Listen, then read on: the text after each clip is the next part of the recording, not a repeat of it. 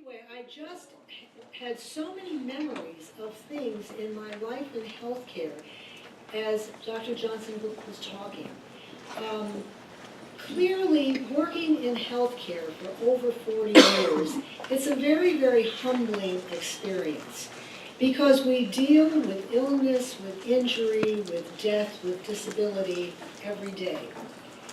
And, you know, for me, when I think about how I came to social work, there was a real compatibility with, I guess, everything I had learned as a child. And Dr. Sullivan was talking earlier tonight about, you know, the poverty focus of NASW.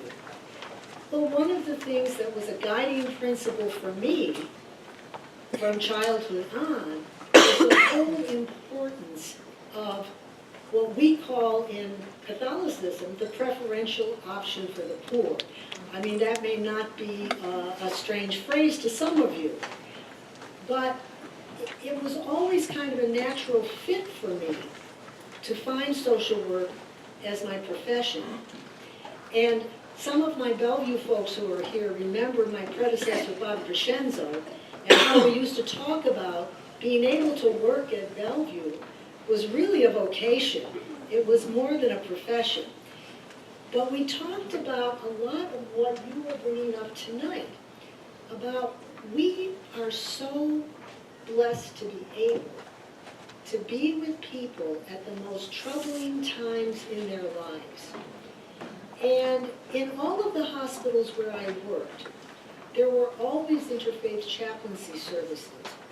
But at Bellevue, the vitality of the interfaith chaplaincy service and the integration it had with the social work department were so dynamic.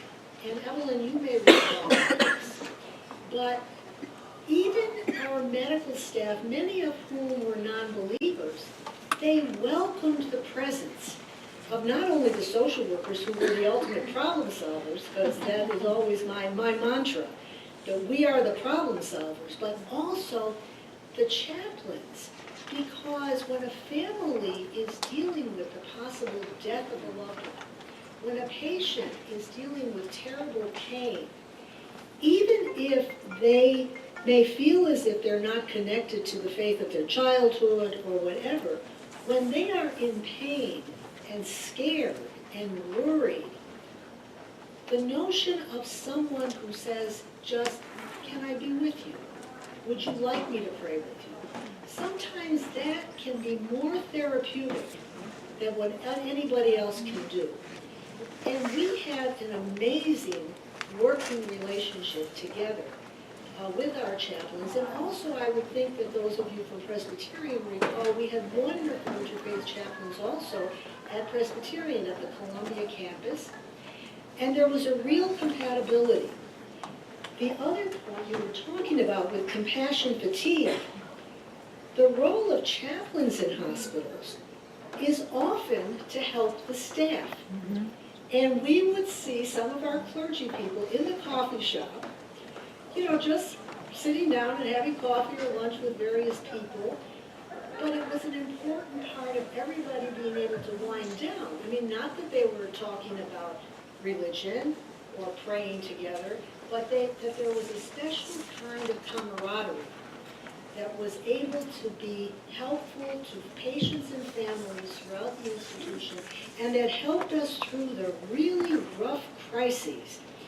Because we've all been thinking about the 9/11 memorial today, but we at Bellevue also had the first World Trade Center explosion, and there were actually survivors from that. And that was when we first began to learn about, you know, how to work in disaster preparedness, etc. But the only other thing I wanted to say was that for all of us as social workers, we bring that special view of the patient and family in their situation. And so for so many of our patients, it really doesn't matter whether they belong to a particular faith community. They're all people who are going through a rough time. Being in a hospital or needing health care, that's not a exactly the happiest, time of your life when you feel as if you're vulnerable, you're worried, you may be in pain.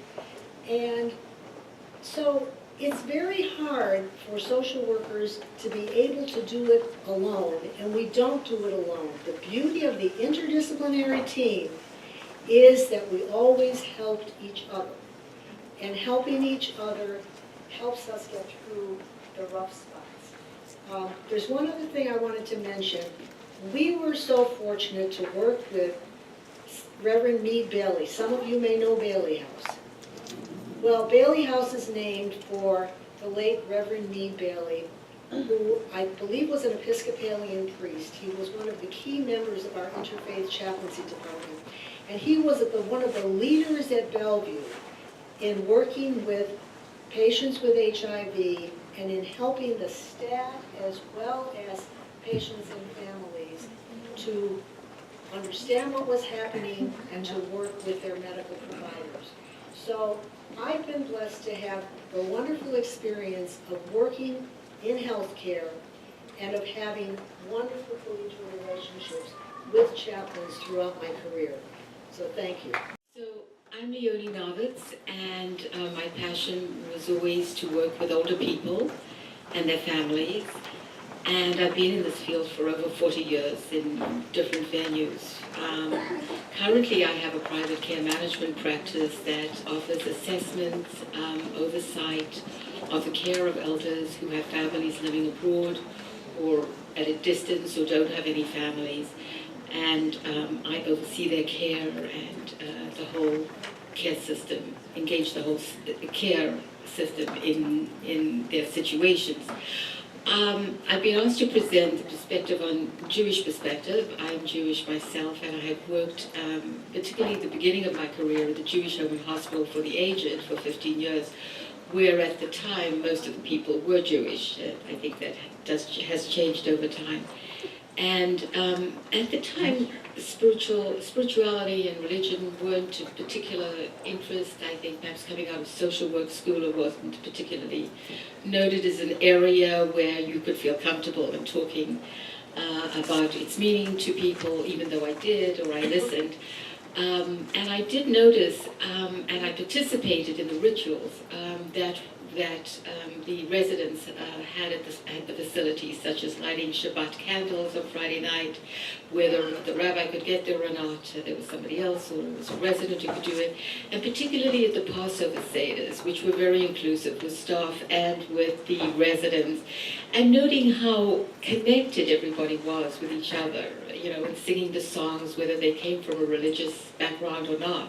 But the sense of connection was really quite beautiful. And remained in my mind for quite a long time. I began to realize afterwards that it wasn't only about connection to the current situation, but it was also connection, as I later thought, of connection to the past, connection to the past family, connection to one's tradition. And that remained with me in my future work and working in the community. Now, because I had a strong commitment to helping people remain at home, I gradually moved in the Jewish home to a community-based section of the organization, and then later developed the private care management model. And I remember feeling quite aware of the fact that older people had so much to bear when they were living at home in terms of loss of function, loss of finances, loss of family. And I wondered, what does it take to find meaning and to find strength in all the losses that one was, that my clients were undergoing? And the first notion came to mind was faith. It had to be faith, that really sustained them. And so I began to ask people about their faith, and I wasn't working only with the Jewish community. I was working with people of all religions and races. And so what was interesting to me was that some people had a very strong faith-based approach and found that connection to God just was everything to them. It really, God's connection was important, and they had a great deal of strength connected in facing the tremendous losses that they were undergoing. Others didn't. Others, and that surprised me because I found, and I still find that amazingly challenging to see how someone could live through so much suffering and not have a faith-based any tradition to inspire you. For most people, if they weren't faith-based, they had things they talked about like nature, being with nature, being with music, having communities of friendship, feeling that they just were fine the way they were. But it usually had to take the form of something transcendent that they could feel connected with. And my challenge is to help them, identify that with them. So in the process of this journey for myself, I studied a lot, and one of the deans of the School of Social Work at Baylor College, Dr. James Eller, provided this psychosocial spiritual assessment that I found very useful.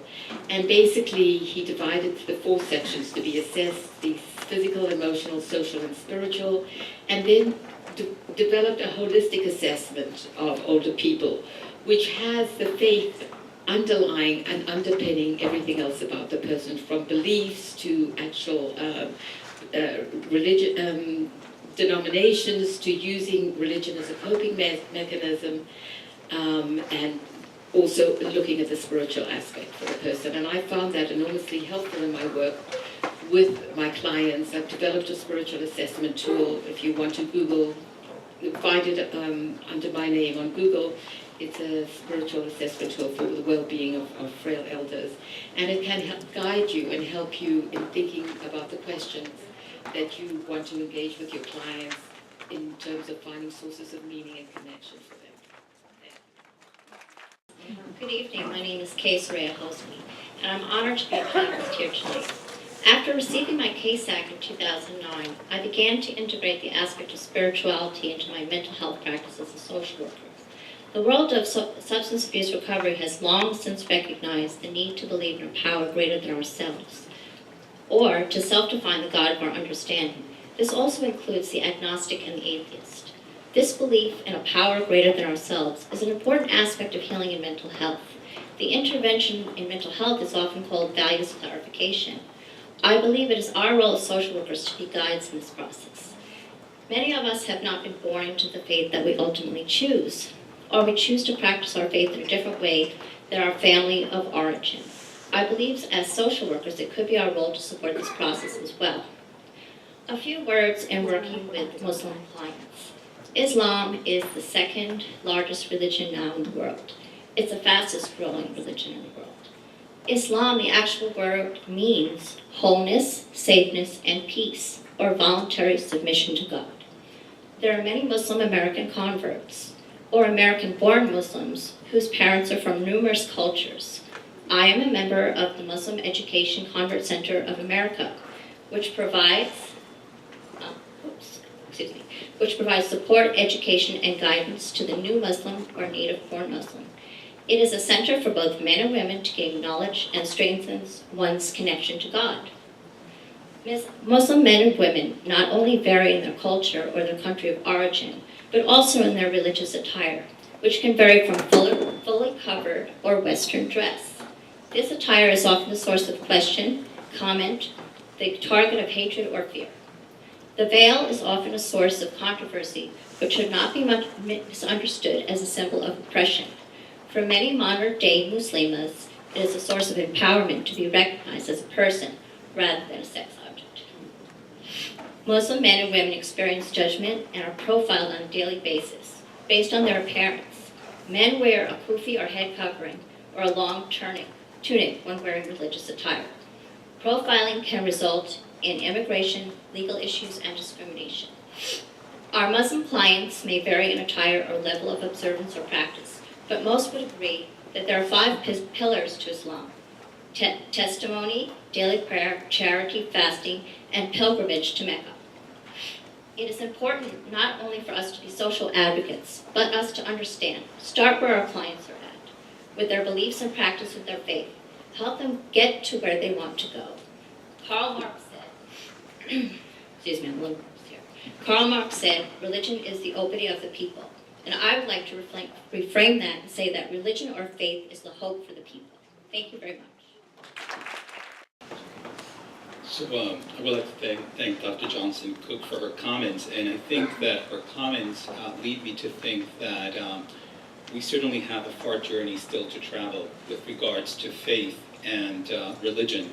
And whereas I think that spirituality as a construct has been embraced by our profession and even the academy, I do believe that the distinctiveness of denominational beliefs that may be found in specific faiths and religion is still an area of tremendous drive within our discipline.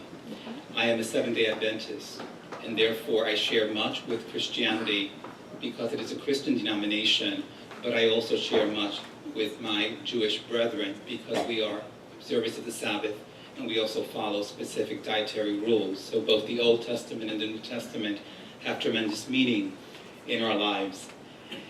And with that said, I'm also Hispanic, and there is a myth that all Hispanic are Roman Catholics, but yet 45% of Hispanics do not belong to Roman Catholicism, but rather belong to a type of Protestant denomination from Baptist, Methodist, Seventh-day Adventist, etc.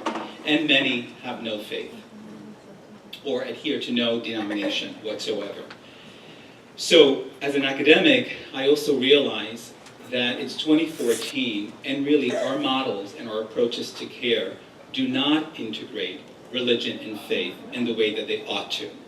And again, there is a difference, an operational difference and conceptual difference between spirituality, right, and faith, in which I must adhere to a particular distinctive doctrine that informs how I view life, how I understand my presenting problem, how I understand my present, my future, and my past. And in the absence of understanding that, you may interpret my behavior, right, in the helping process as resistant, non-compliant, and non-adherent. And those, to me, are the most critical questions that we must still battle in our discipline.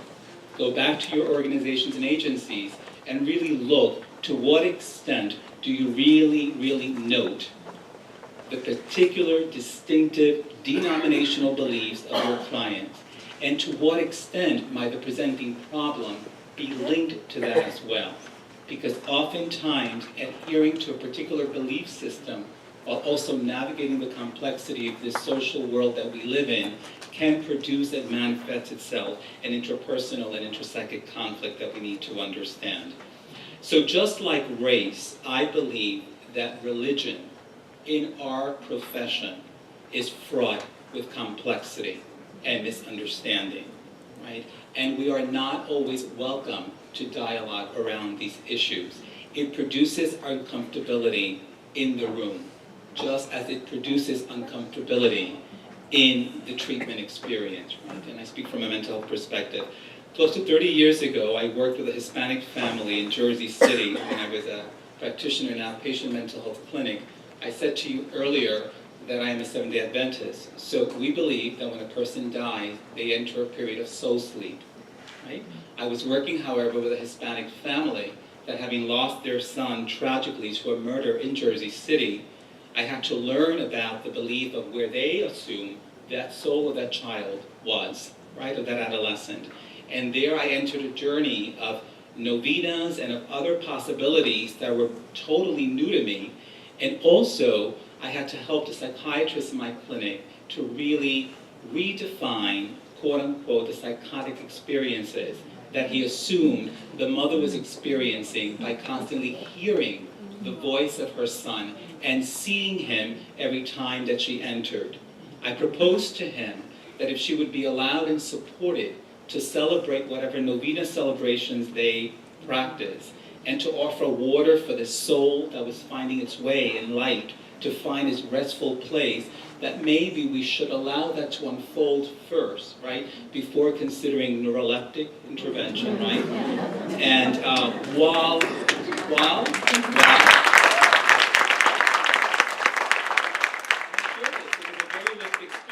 Now, listen very carefully. carefully, do I believe that people suffer from psychosis? I certainly. And do I believe in psychopharmacology? You bet, right?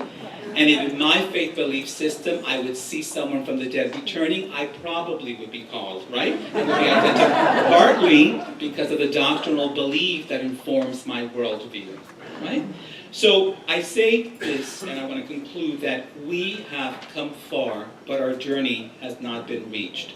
We have celebrated spirituality in our discipline, but not faith and religion. We have not yet developed models of interventions that truly integrate faith and religion in service delivery. And certainly for those of you that are academics and field instructors, we are still lacking the conceptual frameworks that allow us to do this. And this is why every semester I usually either get students who adhere to conservative Protestant beliefs in my office, or Orthodox Jewish students that come into my office and actually tell me, how do I embrace the value base of this profession, right, that encompasses diversity in its broadest sense, and how do I stay true to the core belief systems? And by the way, those two systems, the value base of our discipline and unique particular denominational beliefs, are oftentimes in conflict and tension with each other. And I cannot allow this evening to end without certainly underscoring that if we're going to begin a dialogue, we have to begin that dialogue from a place of conflict and tension before we can reach resolution.